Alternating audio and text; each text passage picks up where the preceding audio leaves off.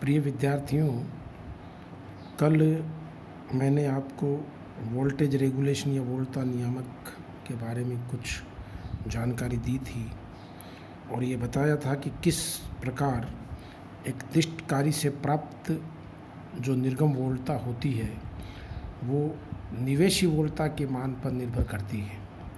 यद्यपि फ़िल्टर लगाकर हम दिष्ट धारा प्राप्त करते हैं, दिष्ट वोल्टता प्राप्त करते हैं, लेकिन जैसे ही निवेशी वोल्टता में कोई परिवर्तन किसी कारण से होता है तो निर्गम वोल्टता भी उसी हिसाब से बदल जाती है। बहुत सी पावर सप्लाईज या बहुत ही सोफिस्टिकेटेड जो इलेक्ट्रॉनिक इंस्ट्रूमेंट्स होते हैं उनमें ये हम मान कर के चलते हैं कि उनकी सप्लाई बदलेगी नहीं, भले ही चाहे इनपुट में चेंजेस आ जाए, लेकिन उसकी सप्लाई नहीं बदलती, सप्लाई वोल्टेज, वरना वो बहुत जल्दी ख़राब हो जाती है।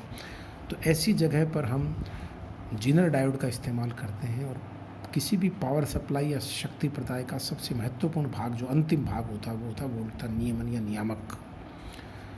इसी कड़ी में मैं आपको आज जीनर डायोड और उसके द्वारा वोल्टेज का स्थिरीकरण कैसे किया जाता है इस पर चर्चा करूंगा और आपको समझाने का प्रयास करूंगा।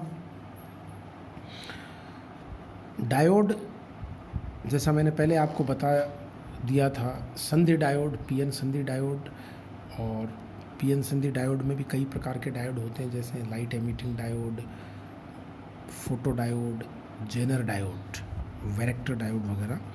तो डायोड, जेनर डायोड जो है वो उसकी क्रिया जिनर भंजन पर आधारित होती है। क्या है ये जिनर भंजन? मैं आपको समझाता हूँ कि डायोड को जब पश्च बायस में रखते हैं तो ये धारा का लगभग शून्य चालन करता है, क्योंकि अवक्ष्य परत की मोटाई बहुत ज़्यादा बढ़ जाती है और जो कोई चालन थोड़ा बहुत होता है वो अल्पसंख्यक आवेश वाहकों के कारण होता है, जिसे नगण्य ही माना जाता है।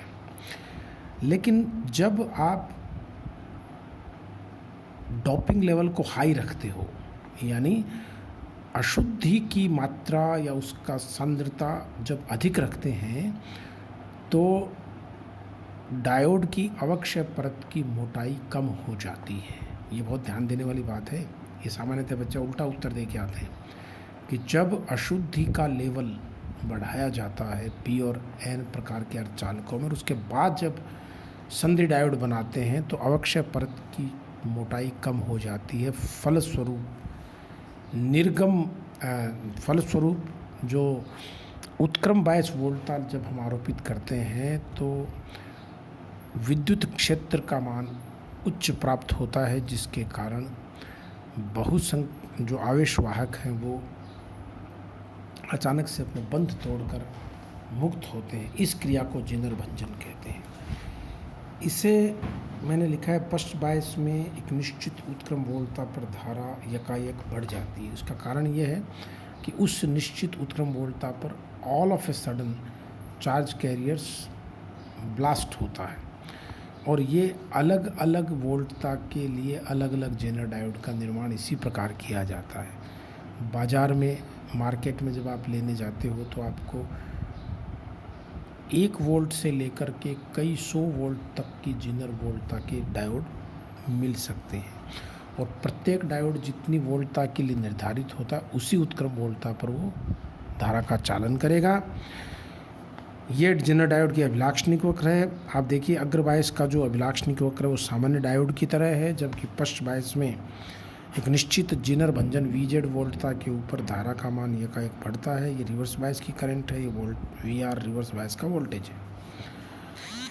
और इस पे प्रिय बच्चों, पश्च बायस में जब उत्क्रम वोल्टता का मान लगातार बढ़ाते हैं तो एक निश्चित वोल्टता पर धारा का मान बढ़ता है। ये मैं आपको समझा चुका हूँ।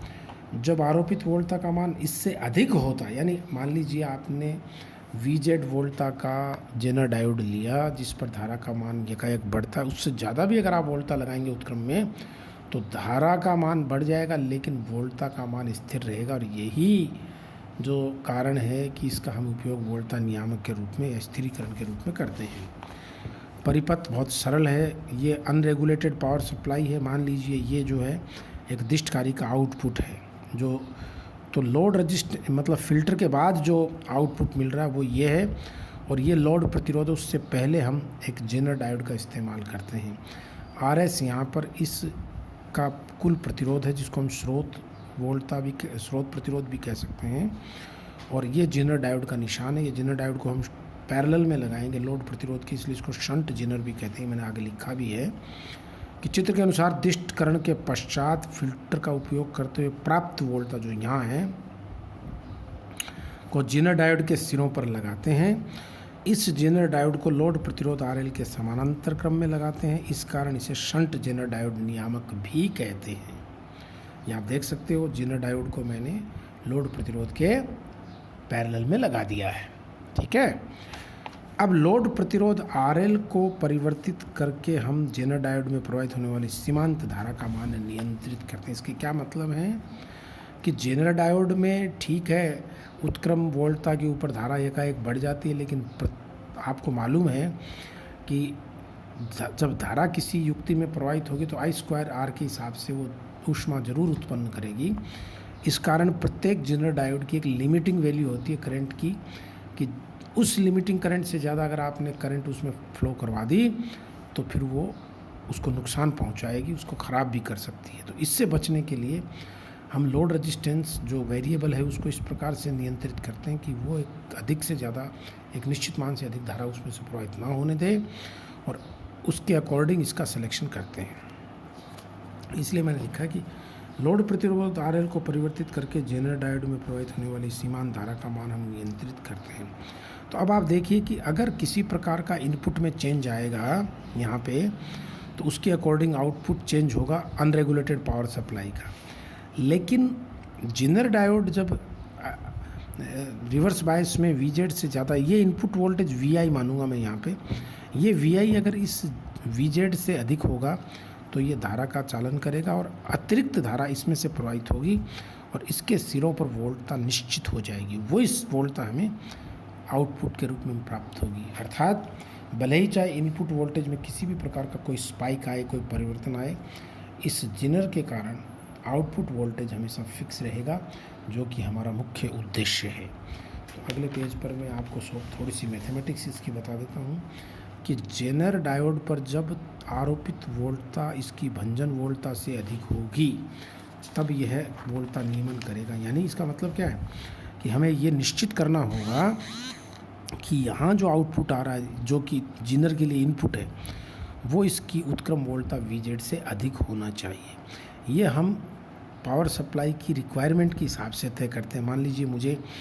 एक मोबाइल की बैटरी को चार्ज करना है और वो 9 वोल्ट पे चार्ज होती है, तो मुझे इसका आउटपुट करीब 9.5-10 वोल्ट में रखूँगा कम से कम, ताकि आधा पौन वोल्टता अगर इस पर ड्रॉप भी होती है तो बची हुई 9 वोल्टता या उससे अधिक वोल्टता पे तो मैं 9 वोल्ट का जेनर लूँगा कम से कम, कि वो 9 वोल्ट जैसे ही यहाँ पे उत्क्रम वोल्टता 9 वोल्ट से ज़्यादा होगी तो ये कंडक्ट करके आउटपुट को फिक्स कर देगा।